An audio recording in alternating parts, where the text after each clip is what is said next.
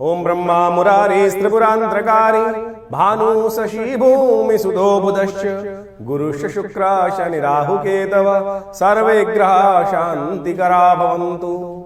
नमस्कार, स्वागत है आपका आचार्य वाणी में। मैं आचार्य डॉक्टर विक्रमादित्य आपके साथ हूं और आज का विषय हमारा है राहु का महापरिवर्तन। ये राहु का महापरिवर्तन किस प्रकार का रहेगा?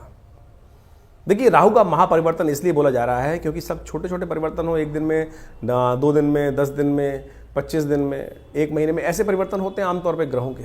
लेकिन राहु, बृहस्पति, शनि, इनके परिवर्तन बड़े होते हैं, इसलिए महापरिवर्तन कहा जाता है। और राहु का ये महापरिवर्तन जो होने वाला है इस 2025 में बड़ा विशेष है। इन दिनों राहु महाराज जो है ना, वो आपके कहाँ चल रहे हैं? सप्तम भाव में चल रहे हैं।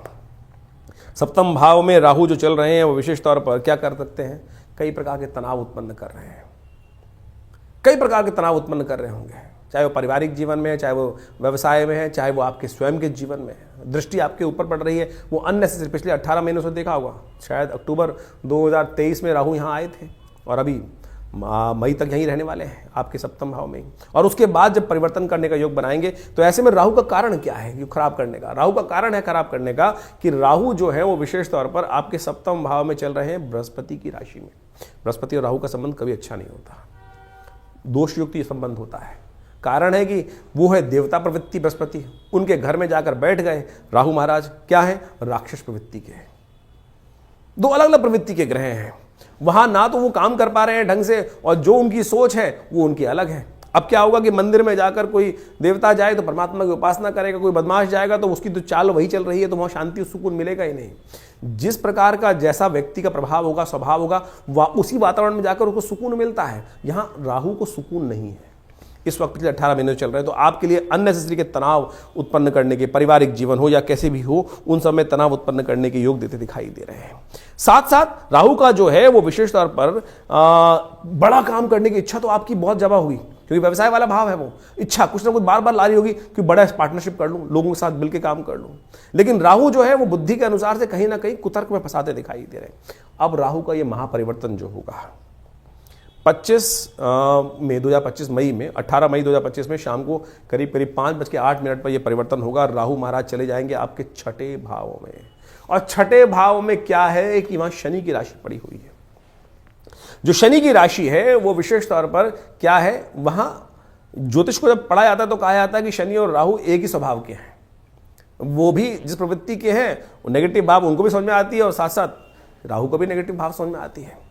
तो एक बात समझें कि एक व्यक्ति के जिस घर में जाएगा तो उसी के अनुसार से प्रभाव होगा। वहां उसको सब अपने अनुकूल चीजें बनी तो वो क्या होता है, खुलकर काम करता है। 6ठा भाव शत्रुओं का भाव है, 6ठा भाव रोग का भाव है। तो समझे राहु वहां पर आपके लिए तो बड़ा अच्छा योग बना रहा है, आपकी शत्रुओं को समाप्त करने की स्थिति उत्पन्न कर सकता है।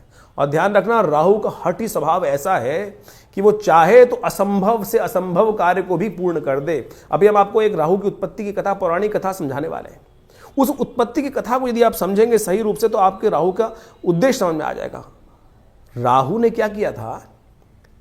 राहु ने क्या किया था? अमृत तत्व को प्राप्त करने के लिए जो मोहिनी अवतार भगवान ने रखा था उसको भी पहचान लिया था, बाकी सारे राक्षस बैठे रहे। राहु की बुद्धि इतनी तेज है कि उसने भगवान की उस छल को भी पहचान लिया, भगवान की उस जो कला थी, भगवान की जो चीज थी, भगवान को भी पहचान लिया उसने कि भगवान क्या कर रहे हैं, और अपनी बुद्धि का उपयोग करते हुए जाकर देवताओं की संगत में बैठ गया।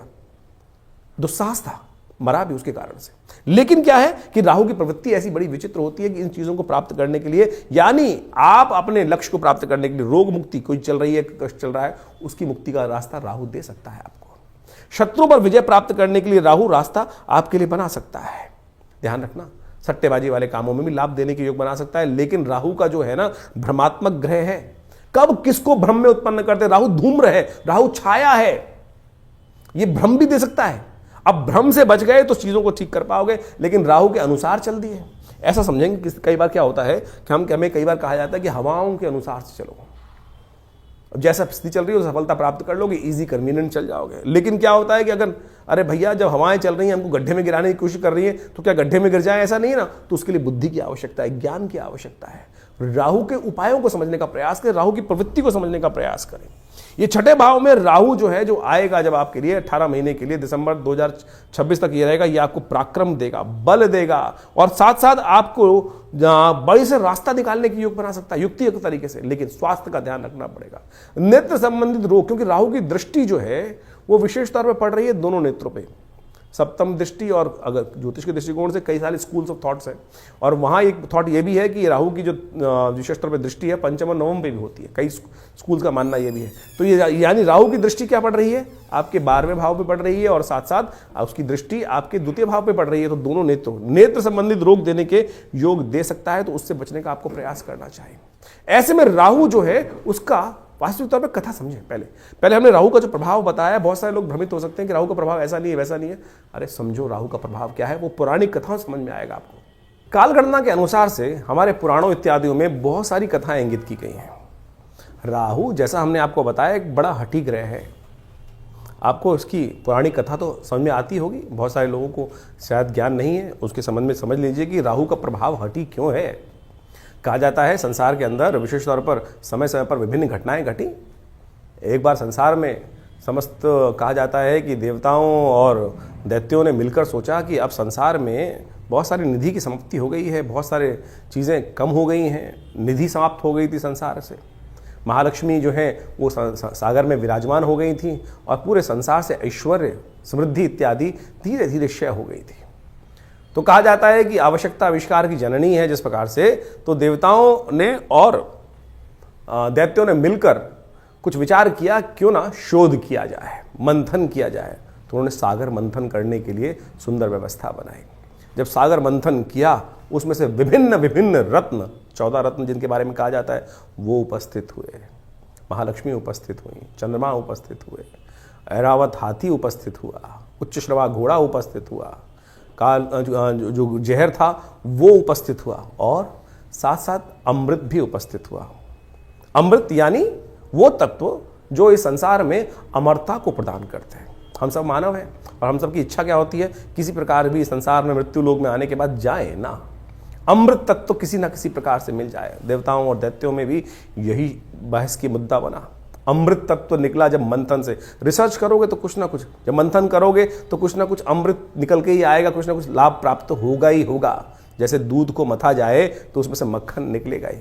हर एक की इच्छा होती है मक्खन को किसी प्रकार से उपयोग किया जाए, लेकिन जो ग्वाला होता है उसको निकाल कर बेच देता है, पैसा कमा लेता है उससे। उसी प्रकार से जब अमृत निकल कर आया, तो अब देवताओं ने और दैत्यों में छीना झपटी शुरू हुई, और उस अमृत को प्राप्त करने के लिए कहा जाता है कि भगवान ने जब छुपा के बहुत दिन रखा गया, उसके बाद भी वो समाप्त नहीं हुआ द्वेष आपस में, तो भगवान नारायण उपस्थित होते हैं बीच में, और भगवान नारायण ने उपस्थित होकर सबको समझाया, देखो मैं बांटता हूँ, सबको इसको बांटने का प्रयास, सुंदर रूप से व्यवस्था बनाई, और मोहिनी रूप भगवान ने धरा और कहा। भगवान अब सोचे कि बहुत सारे लोग भ्रांति उत्पन्न कर सकते हैं कि मोहिनी रूप धर के तो एक तरह से छल किया गया। देखिए एक बात समझ लें, जिस बात को प्रतिपादित करना चाहिए छल नहीं था, सत्य था। इसलिए था कि दैत्यों को अगर आप दे देते, गलत व्यक्ति के हाथ में यदि पावर दे दोगे, इस वक्त विश्व की सबसे बड़ी जो मिसाइलें हैं किसी गलत व्यक्ति के हाथ में आ जाएं, तो वो क्या करेगा, विश्व को डरा धमका कर सब कुछ अपना वर्चस्व स्थापित कर लेगा। तो भगवान नारायण ने जो सुंदर व्यवस्था बनाई कि अमृत तत्व का उपयोग दैत्य किस प्रकार से करेंगे, देवता किस प्रकार से करेंगे, वो पहले से ही अच्छे से समझते थे। तो उन्होंने सुंदर व्यवस्था को बनाने का प्रयास किया कि दैत्यों को किसी प्रकार भी अमृत नहीं मिलना चाहिए। उन्होंने देवताओं को और दैत्यों को अलग अलग पंक्ति में बिठाया, और कहा जाता है कि जैसे ही वो अमृत तत्व उनको पिलाते थे, और देवताओं को अमृत पिलाते चले जा रहे थे, और जब अपनी माया से वशीभूत करके दैत्यों को सुरा यानी कुछ साधारण जल जो था वो पिलाते चले जा रहे थे। सबको लग रहा था कि अमृत तत्व प्राप्त हो रहा है, लेकिन भगवान का जो स्वरूप था मोहिनी अवतार में सारे संसार को मोहित कर कर इस प्रकार की व्यवस्था बना रही थी। कहा जाता है एक राक्षस था, शास्त्र में उसकी अनेक अनेक कथाएं हैं, लेकिन हमने जितना अध्ययन किया, स्वर्ण नाम का एक राक्षस था। उसने इस छल को देख लिया, पहचान गया भगवान को कि भगवान क्या कर रहे हैं कि देवताओं को अमृत पिला रहे हैं, और जो दानव हैं, दैत्य हैं, उनको अमृत की जगह कुछ और पिलाया जा रहा है, और समझ में किसी को आ नहीं रहा है। तो वो चुपचाप उस पंक्ति से, दैत्यों वाली पंक्ति से निकलकर कहा जाता है कि देवताओं की पंक्ति में स्वर्ण नाम का राक्षस जो था, दैत्य था, और कहा जाता है वो उत्पन्न ऋषि कश्यप से हुआ था, और सिंहिका नाम की उसकी माता थी, और वो वहां कश्यप गोत्र है उसका, जो राहु है उसका कश्यप गोत्र माना जाता है। कहा जाता है कि वो वहां जाके देवताओं की पंक्ति में बैठ गया, और जैसे ही वो बैठा जाकर और भगवान पिलाते पिलाते उसकी बारी आ रही थी, ये छल जो था, ये सांप जो किया इसने, जो स्वर्ण नाम के राक्षस ने देवताओं की पंक्ति में आके बैठने का, ये पहचान लिया किसने? सूर्य ने और चंद्रमा ने। सूर्य और चंद्रमा ने ये सूचना देवराज इंद्र को दी, और देवराज इंद्र ने ये सूचना जैसे ही भगवान को दी कि भगवान आप जिसको अमृत पिलाने जा रहे हैं वो देवता नहीं, राक्षस है, दानव है, स्वर्ण नाम का राक्षस है। तो भगवान ने जैसे ही पान करवा रहे थे भगवान उस देवता स्वरूप में बैठे हुए उस राक्षस को, स्वर्ण को, तो उसने जैसे ही पान किया तो भगवान ने जैसे ही उसको मुंह में जा चुका था उसके अमृत जो था, भगवान ने चक्रधारी भगवान ने चक्र चलाकर उसकी गर्दन काट दी। जो मुख था वो राहु बन गया, और जो अधोभाग था वो केतु के रूप में उपस्थित हो गया। तो समझे ये स्वभाव कैसा है। अब यहां राहु की उत्पत्ति हो जाती, ये है राहु। राहु की हठता थी, अमृत तत्व, अमृत का पान कर चुका था तो इसलिए अमर हो गया। हमेशा बहुत सारे लोग राहु को मानते नहीं है कि ग्रह है। अरे भाई, वो वास्तविक छाया नहीं, वास्तविक सत्य है, हठी है। आपकी राशि में जिस प्रकार का प्रभाव उत्पन्न करेगा आपको समझना चाहिए। ये पौराणिक कथाओं को आदि भौतिक आदि दैविक रूप से यदि आप उसको सत्य को समझ लें तो जीवन में उस वास्तविकता को क्या प्रभाव उसका होगा, यहीं से प्रभाव निकल कर आएगा। वो राहु का जो प्रभाव है छल रूप से करके, यानी क्या छला उसने? अपने उस मंतव्य को पूर्ण करने के लिए उस राक्षस योनि से हटकर देवताओं की पंक्ति में जाकर बैठ गया, और भगवान तक को, सोचें कितनी बड़ी सुंदर ये कथा क्या समझा रही है कि भगवान तक को, यहां भगवान ने नहीं छला, यहां भगवान तक को छलने के लिए राहु उपस्थित हो गया। तो राहु इस प्रकार का ग्रह है कि जो आपको, किसी भी धर्मात्मा व्यक्ति को छल सकता है अपनी हठता को पूर्ण करने के लिए। तो इस भाव को समझे कि राहु क्या प्रभाव आपके जीवन में उत्पन्न कर रहा है। ये हमने जो राहु का ग्रह का प्रभाव आपको बताया ना कि आपकी राशि के अनुसार से आपकी जन्म पत्री में किस भाव में कहां बैठकर किस प्रकार का प्रभाव उत्पन्न करेगा, क्या कराएगा आपके लिए। तो सत्य रूप में इस कथा को हमने इसलिए उपस्थित किया है कि वो आप समझ सकें राहु का प्रभाव नेगेटिव भी होता है, पॉजिटिव भी होता है। हर व्यक्ति के अनुसार से ऐसा नहीं है कि नेगेटिव ही होगा। तो आपकी राशि के अनुसार से जो प्रभाव हमने समझाया है उसके लिए आपको सही रूप से कुछ उपायों की आवश्यकता है। तो कन्या राशि वालों, आपने समझा कि किस प्रकार से राहु का स्वभाव क्या है। ये पुरानी कथाएं जो है ना वो वास्तविक तौर पर प्रवृत्ति समझाती हैं और चीजों को साइंटिफिकली हमारे मनोमस्तिष्क में डालने का प्रयास करती हैं। ज्योतिष भ्रम नहीं है, ज्योतिष सत्य है। और कन्या राशि वालों समझो कि ये ज्योतिष के अनुसार से जो राहु का प्रभाव आपके लिए होने वाला है, किन किन क्षेत्रों में, हमने कहा कि आपको बड़ा अच्छा रास्ता दे सकता है, शत्रुओं पर विजय प्राप्त करने के योग बना सकता है। ऐसे में राहु के भ्रम से बचते हुए कार्य करना, क्योंकि अगर भ्रम हुए, आप क्या होता है कई बार राहु भ्रमात्मक ग्रह है और यहां पर हल्के से भ्रम से जो है वो शत्रु को आप शत्रु ना माने। कई बार क्या होता है कि आमतौर पर अबोध जब बच्चा होता है, अज्ञानता की स्थिति में होता है, तो कई बार सांप को पकड़ लेता है। बच्चों को तो ज्ञान नहीं है ना। तो ऐसे में आवश्यकता है कि राहु के उस भ्रम जाल से अपने आप को हम बचाते हुए कार्य करने का प्रयास करें। कुछ राहु के उपाय अवश्य करिएगा। एक तो उपाय नोट कर लीजिए जो आपके लिए सबसे श्रेष्ठ रहेगा। वैसे तो शास्त्र में हजारों उपाय हैं, हर ऋषि ने अपने अनुसार से बहुत शास्त्रों में उपाय इंगित करने का प्रयास किया। शास्त्रों में विभिन्न पुराण इत्यादि में विभिन्न उपाय समय समय पर बताते ही रहते हैं हम लोग। आपकी राशि के दृष्टिकोण से सबसे श्रेष्ठ उपाय जो हम आपको बताएं तो वो समझ लीजिए, घर के नैऋत्य कोण में कहीं पीपल का पेड़ लगाने का प्रयास करें। इस राहु के पूरे 1.5 साल के प्रभाव में कोशिश कीजिएगा कभी कभी उसमें शनिवार शाम के समय सूर्यास्त होने के बाद जल भी डाल दिया करें तो बहुत अच्छा है। जब जब जब आपको याद आ जाए कभी वहां पर जाके एक दिया प्रज्वलित कर दीजिए। राहु के समय शाम के समय कुत्ते को रोटी डाल दिया कीजिए, मीठा कुछ डाल दीजिए, डाल देंगे तो बहुत अच्छा रहेगा। दूध और रोटी डालना ये आपकी राशि के दृष्टिकोण से बड़ा अच्छा रहेगा। लेकिन ध्यान ये रखना है आपको विशेष तौर पर कि एक काम और कर सकते हैं, खोटे सिक्के मिल जाएंगे आपको, अपनी गाड़ी में कुछ रख लीजिए। जब भी किसी नदी या पानी वाली जगह से आप निकल रहे हैं तो कभी कभार उस खोटे सिक्के को ओम भ्रांग भ्रींग भ्रौंग से राहवे नमः मंत्र जप करते हुए उस पानी में डाल दिया।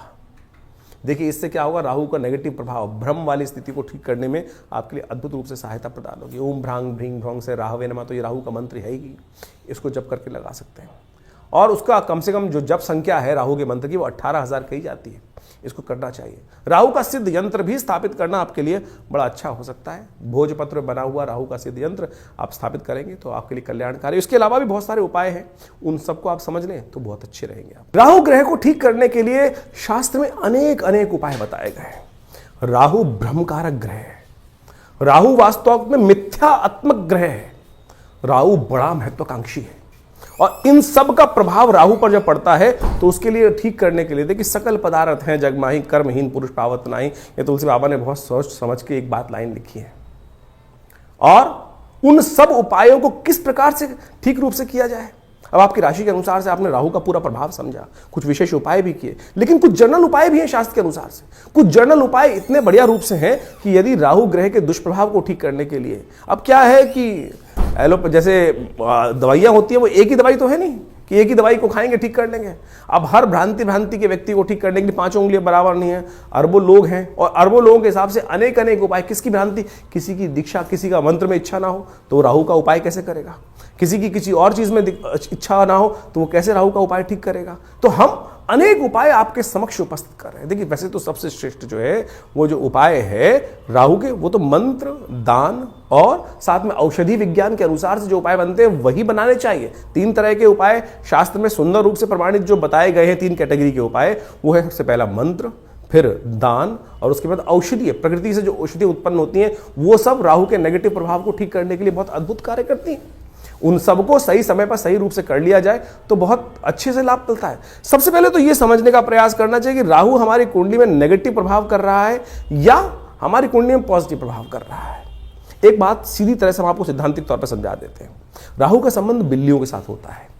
देखिए, यदि आपकी कुंडली में राहु नेगेटिव चल रहा है तो देखिएगा आपके घर के आसपास या तो बिल्लियां रो रही होंगी, बिल्लियां लड़ रही होंगी, रात्रि में बिल्ली के रोने की आवाज़ आती है, बिल्ली के लड़ने की आवाज़ आती है, तो समझ लेना चाहिए आपका राहु का प्रभाव कहीं ना कहीं नेगेटिव चल रहा है।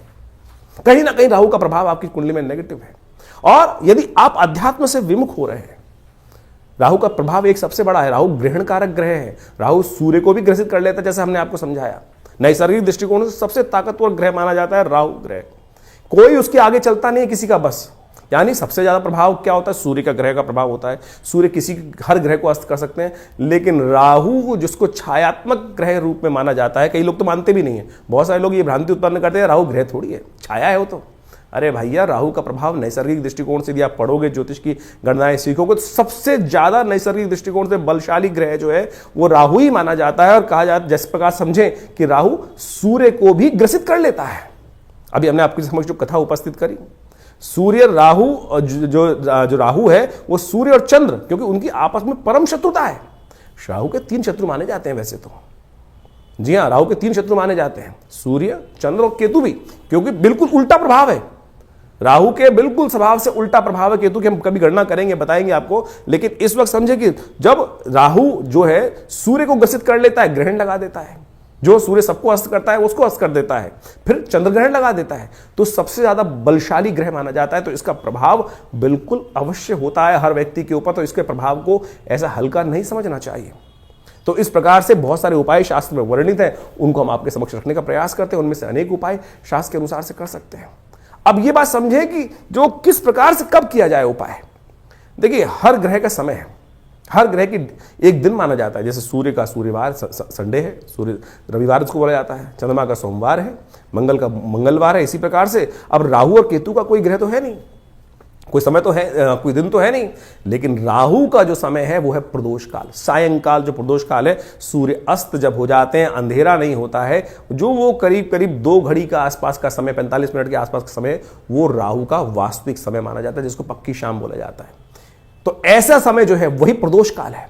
इसलिए संबंध किससे निकला, शिव के साथ संबंध निकला। प्रदोष काल जो है सबसे श्रेष्ठ माना जाता है शिव के लिए, समस्त दोषों से रहित काल माना जाता है। और ऐसे में शिव के की आराधना, समस्त प्रकार के दोष जो है ना, ग्रहों के प्रभाव जो है वो त्रिपुरारी हर सकते हैं। तुलसी बाबा ने कहा है ना कि जो त्रिपुरारी हैं वही हमारे जो जीवन को शुभ कर सकते हैं, समस्त दोषों को हर सकते हैं। त्रिपुरारी भगवान शंकर जो हैं वही समस्त दोषों को हर सकते हैं। तो भगवान शंकर की समस्त प्रकार की आराधनाएं जो हैं वो राहु के नेगेटिव प्रभाव को दूर करती हैं। तो शाम के समय भगवान शिव का सुंदर रूप से अभिषेक करना, दूध से करना, जल से करना, घी से करना, शहद से करना, ओम नमः शिवाय का जप करना, बेलपत्र अर्पित करना, रुद्राभिषेक करना।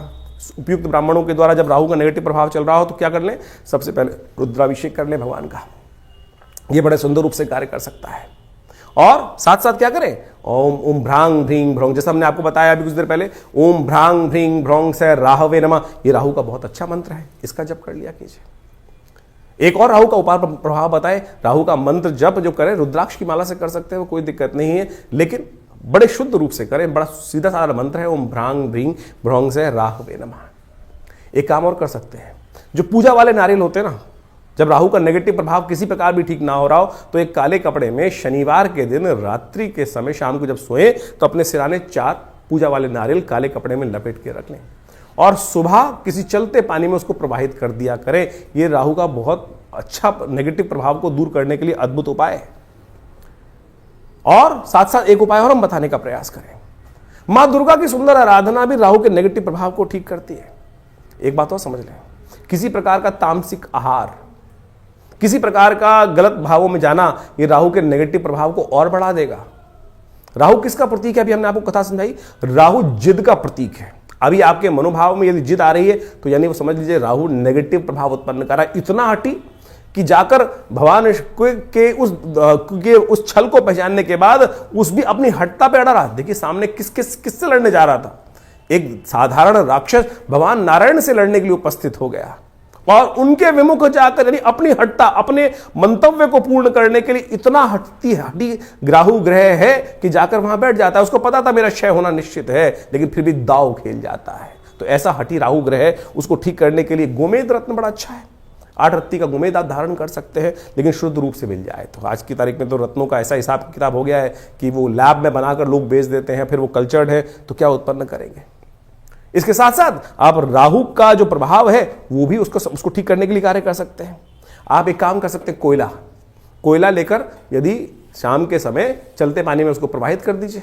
कभी कभी ये उपाय कर लिया कीजिए। मूली का दान करना भी राहु के लिए बड़ा अच्छा उपाय माना जाता है। एक उपाय और बताया आपको हम, बड़ा सुंदर उपाय है। देखिए राहु जो प्रभाव है ना, वो भ्रम का प्रभाव है। भ्रम छाया कारक ग्रह है। राहु के उपाय को, राहु के नेगेटिव प्रभाव को ठीक करने के लिए काम कर सकते हैं आप नित्य प्रति। देखिए हमने जैसे कहा कि औषधि जो विज्ञान है वो बड़ा सुंदर है। अपने घर में गूगल की धूम्र उपस्थित किया करें। शाम के समय अवश्य काम करें कि एक कोयले का जो या लकड़ी का बना लीजिए कोयला, उसके अंदर हवन इत्यादि की सामग्री डालकर उस जो लकड़ी का कंडा है उसको रख लीजिए। या गोबर का जो विशेष तौर पर जो उपला बनाया जाता है उसमें आग लगाने के बाद उसके ऊपर थोड़ी सी गूगल अष्टगंध के अंदर आती है गूगल, एक पेड़ का गोंद होता है गूगल के पेड़ का, उसको डाल दिया जाए। यह बड़ा सुंदर प्रभाव है। राहु के नेगेटिव प्रभाव को धूम्र उपस्थित कर आप राहु के नेगेटिव प्रभाव को ठीक कर सकते हैं। राहु के विभिन्न कोण हैं। जो नैऋत्य कोण माना जाता है वो राहु का कोण माना जाता है। उस कोण को, घर को साफ रखने का प्रयास करें। गंदगी ना रखें उस कोण को। उस राहु जब नेगेटिव हो रहा होता है, समझ लीजिए उस कोण में घर में नेगेटिव आनी शुरू हो जाती है। उस कोण में कम से कम जूते ना रखें। नैऋत्य कोण में जूते ना रखने का प्रयास करें, गंदा न रखने का प्रयास करें। और तो और समझे, राहु का नेगेटिव प्रभाव जब हो रहा हो, घर के दरवाजे जो है वो क्या होता है, आवाज करने लगते हैं। ची ची ची की आवाज आने लगती है, चिटकनी खराब होने लगती है। तो उनको ठीक रखने का प्रयास करें। ये सब वास्तु दृष्टिकोण से भी बड़ा सुंदर उपाय है। इनको रखने का प्रयास ठीक करेंगे तो बहुत सुंदर रूप से लाभ प्राप्त होगा। जो आपके घर में राहु क्या है, एक नेगेटिव ग्रह है और धूम्रात्मक ग्रह है। कोशिश ये करें आपके घर में गंदगी नहीं होनी चाहिए। जैसे आपके नहाने की जगह, स्नान करने की जगह है, वहां बहुत सारी, कई बार क्या होता है काई लगी है, कुछ लगी है, घर में बहुत सारी सीलन आई हुई है, तो समझ लीजिए राहु का नेगेटिव प्रभाव आपके जीवन में चल रहा है। उसको तुरंत ठीक करने का प्रयास करें। फटी हुई चप्पल पहन रखी है, ये राहु का नेगेटिव प्रभाव है। और अब क्या होता है कि व्यक्ति चलाए चले जाते दरिद्रता को पाल के रखते हैं। तो ऐसे में उनको ठीक करने का आपको प्रयास कर लेना चाहिए। यदि इन सब चीजों को हमने जो उपाय बताए उनको आप कर लें। राहु का यंत्र अपने आप में बहुत जबरदस्त चीज है। राहु के मंत्र से करीब करीब 18,000 मंत्र को जप करके ओम भ्रांग भ्रीं भ्रौंग से राहवे नमः, इस मंत्र से सिद्ध करा हुआ राहु का यंत्र आप स्थापित कर सकते हैं। ये 1.5 साल तक बिल्कुल रूप घर में रखें, उसका नेगेटिव प्रभाव यदि सही रूप से जप हुआ है। बहुत सारे लोग तो जप ही नहीं करते हैं, केवल लिया और आज की तारीख में बाजार में जितने मिल रहे हैं राहु के यंत्र के रूप में उपस्थित किया गया, वो केवल आकृति नहीं है, उसको जो जैसे आप मान के चले मूर्ति प्रतिष्ठा की जाती है मंदिर के अंदर, तो मूर्ति को प्रतिष्ठा करने के लिए एक पूरा विज्ञान है, उसके अनुसार से पूजा पाठ कर 10-12 दिन तक उसकी व्यवस्था की जाती है, तब प्रतिष्ठित होती है। उसी प्रकार से यंत्र भी प्रतिष्ठा करने की सुंदर व्यवस्था बनाई गई है शास्त्रों के अनुसार से, तब तो वो जागृत हुआ, नहीं तो केवल वो आकृति है, नहीं तो केवल वो कागज का टुकड़ा है या जिस पे भी बना हुआ है उसका टुकड़ा है। यदि सिद्ध राहु के यंत्र को स्थापित कर आप चांदी के पत्रे पर लगा रहे अपने घर के द्वार पर लगवा दें, तो राहु के नेगेटिव प्रभाव को ठीक करने के लिए बहुत सुंदर रूप से कष्ट का निवारण करने का योग बन जाता है। तो ये छोटे छोटे उपाय हम आपको बताने का प्रयास कर रहे हैं। एक काम और कर सकते हैं आप, तांबे के लोटे में जल रखकर रात्रि में रखिए और सुबह सुबह उसको किसी कटीले वृक्ष में डाल दिया करें। ये राहु के नेगेटिव प्रभाव को दूर करने के लिए सबसे अच्छा उपाय माना जाता है। वट वृक्ष का संबंध राहु के साथ भी माना जाता है। वृक्षारोपण, किसी देवस्थल पर जाकर आपके द्वारा कोई वट वृक्ष लगाएं और घर के नैऋत्य कोण की तरफ लगाने का प्रयास करें। घर के नैऋत्य कोण की तरफ यदि आप कोई ऐसा बड़ा विशाल वृक्ष लगाकर दूर, घर से दूर, पार्क इत्यादि में नैऋत्य कोण की तरफ चलते हुए लगाएं और उसको नित्य प्रति पोषित करें, तो ये राहु के नेगेटिव प्रभाव को ठीक करने के लिए बहुत अच्छा उपाय कर सकता है। सीधे साधे उपाय जो हमने आपके समक्ष उपस्थित किए हैं, ये करेंगे तो बहुत अच्छा रहेगा। सबसे बढ़िया श्रेष्ठ उपाय भगवान शिव की आराधना, तिलोदक, तिल के जल से तिल मिलाकर उसके द्वारा भगवान का सुंदर अभिषेक, भस्म के द्वारा भगवान का अभिषेक करना, ये समस्त चीजों से राहु का नेगेटिव प्रभाव, देखिए इतने उपाय हमने आपको बताए, इनको समझ लीजिए, करेंगे तो बहुत सुंदर रूप से आपके नेगेटिव प्रभाव को ठीक करने के लिए राहु अद्भुत रूप से आपकी सहायता ही करेंगे, लाभ ही देंगे। तो ये आपने राहु का जो प्रभाव है आपकी राशि के अनुसार से समझा, लेकिन जन्मपत्री तो है, पूरे बहुत सारे ग्रहों का योगा योग का प्रभाव है, वो उसको समझना चाहिए। लेकिन एक स्पेसिफिकली ग्रह भी परिवर्तन कर जीवन में वारे न्यारे कर सकता है, इस बात को हमको समझना चाहिए। जन्मपत्री जो है बहुत ही वृहद वर्णन है ज्योतिष का, और उनमें अनेक योग आपकी जन्मपत्री में बने होते हैं, और जिनको विभिन्न शास्त्रों में पाराशर, जैमिन इत्यादि विभिन्न ऋषियों ने, विभिन्न संतों ने समय समय पर ज्योतिष के जो प्रकांड पंडित थे उन्होंने उपस्थित किया है। और उन सब ग्रहों की स्थिति को समझकर, यदि उन ग्रहों की स्थिति को समझें और उनका प्रभाव समझें और उसका प्रभाव हमारे पर किस प्रकार का होने वाला है, हम जिस वक्त जन्म लिए हैं, हमारे जन्मपत्री में जो ग्रहों का प्रभाव है वो किस प्रकार का है, यदि उसको सही समय पर समझ लिया जाए तो आने वाले समय को सही से समझकर जीवन के बहुत सारे कष्टों को दूर कर सकते हैं। कई बार क्या होता है कि जब भाग्य में बहुत कुछ कष्ट लिखा होता है तो हम सही जगह पहुंच नहीं पाते हैं। इसलिए भाग्य को, ज्योतिष विज्ञान जो है, ज्योतिष को विज्ञान कहा जाता है, ज्योतिष को शास्त्रों में जो विज्ञान की बात की गई है, देखिए सोचें कि आज नासा की जो गणनाएं हैं वही हमारे ज्योतिष शास्त्र की गणनाओं को बिल्कुल मैच करती हैं। चाहे वो ग्रहण का प्रभाव हो, चाहे वो ग्रहों की दूरी हो, चाहे वो ग्रहों की गति हो, चाहे वो ग्रहों का जिस प्रकार से अस्त होना, दिखाई देना, किस प्रकार का योगा योग बनना है, कब, आज नहीं 100 साल बाद का भी गणना ज्योतिष शास्त्र के अनुसार से बताई जा सकती है, और वो बिल्कुल एग्जैक्टली मॉडर्न एस्ट्रोनॉमी के पॉइंट ऑफ व्यू से बिल्कुल एग्जैक्ट बैठती हैं। तो आप इस बात को सत्य रूप में समझ लें कि ज्योतिष के प्रकांड पंडित जिन्होंने इस संपूर्ण ज्योतिष विज्ञान की संरचना अनादिकाल से करी, अनादिकाल से, कोई इसको गणना की जाए कि 100 साल, 500 साल पहले, 1000 साल पहले या 2000 साल पहले, नहीं, अनादिकाल से भारत के अंदर वेद विज्ञान के अनुसार से जो सृष्टि संवत लिखा गया वो करोड़ों में है, और उसके अनुसार समझ सकते हैं कि हमारी काल गणना बिल्कुल एग्जैक्ट कहाँ से रही। हम विकसित थे, विकसितता की तरफ चलते चले जा रहे हैं, और ज्योतिष की महत्ता इसी बात से प्रपूरित हो जाती है कि ज्योतिष की जो गणनाएं हैं वो बिल्कुल आज मॉडर्न साइंस के अनुसार से एग्जैक्ट बैठती हैं। तो इस बात को हमें ज्योतिष विज्ञान को समझना चाहिए और ग्रहों की गणना के अनुसार से चीज़ों को समझते हुए कार्य कर लेते हैं। बहुत सारे लोग विडंबनाएं मन में उत्पन्न कर सकते हैं कि सब बकवास है, कुछ नहीं है, क्या नहीं है। ऐसे तो मॉडर्न जो हेल्थ पॉइंट ऑफ व्यू से जो मॉडर्न विज्ञान है उसके अनुसार भी बहुत सारी चीज़ जंजाल बन जाती हैं। और लेकिन जब भाग्य होता है तो सही दिशा, सही डॉक्टर पे व्यक्ति पहुंच जाता है और उसके द्वारा बताए गए निदान को प्राप्त कर आरोग्यता प्राप्त कर लेता है। वही ज्योतिष विज्ञान है कि सही समय पर हमें सही समय की चाल समझ में आ जाए और उसका प्रभाव हमारे जीवन पे किस प्रकार का प्रभाव होने वाला है वो समझ में आ जाए, तो हम जीवन के वारे कष्टों को दूर कर सकते हैं, वारे न्यारे कर सकते हैं। तो तो इसलिए अपनी ज्वरम पत्री को समय समय पर दिखाते रहना चाहिए। ये जो हम लगातार संवाद आपके समक्ष अपने चैनल के माध्यम से उपस्थित करते रहते हैं, बताते रहते हैं ग्रह गणनाओं के बारे में। अब देखिए यहाँ पर तो राशि के अनुसार ही बताना पड़ेगा, यहाँ तो ग्रहों की चाल के अनुसार ही बताना पड़ेगा। क्यों? क्योंकि अरबों लोग हैं संसार के अंदर, हर एक का भाग्य अलग है। बिल्कुल जो आपके मन में प्रश्न उठ रहा है कि हम जो ज्योतिष की राशि के अनुसार से बात करते हैं तो 12 राशियों में पूरे संसार को नहीं बांट सकते, बिल्कुल सही बात है कि उसको, लेकिन आउटर पेरिफेरल तो सेट कर सकते हैं। क्या योगायोग है, उस योग के अनुसार से समझ तो आ सकती हैं चीजें, लेकिन आपकी जन्मपत्री में किस प्रकार का योग कैसा बनने वाला है, कब बनने वाला है, उसको क्या निदान किया जाए, उसके लिए आवश्यकता है कि जो पर्सनल जो कंसल्टेशंस होती हैं, जन्मपत्री में विचार विमर्श किया जाए, वो समय समय पर परिवर्तन होता रहता है। और उसके लिए आप समझें, जानें, और उसके लिए पर्सनली आप आश्रम पे आ भी सकते हैं, संपर्क साध सकते हैं। यह आश्रम जमुनापाद दिल्ली में स्थित है, विवेकानंद योगाश्रम, और यहाँ पिछले करीब 60-70 सालों से विभिन्न पराविद्याओं पर शोध चलता है। आचार्य श्री केशव देव जी महाराज के सानिध्य में रहकर हमको ये सुख प्राप्त हुआ कि जिसके द्वारा हमने इस ज्योतिष विज्ञान को उनसे बाल्यकाल से ही सीखा, समझा और उन विवेचनाओं को उपस्थित किया, बहुत सारे शोध किए, बहुत सारे मंत्रों का उपचार किया, बहुत सारे यज्ञ इत्यादि आज भी उसी रूप में चलते हैं। नित्य प्रति 8 घंटे यज्ञ चलता है विवेकानंद योगाश्रम में, जो आचार्य श्री केशव देव जी महाराज के द्वारा स्थापित किया गया।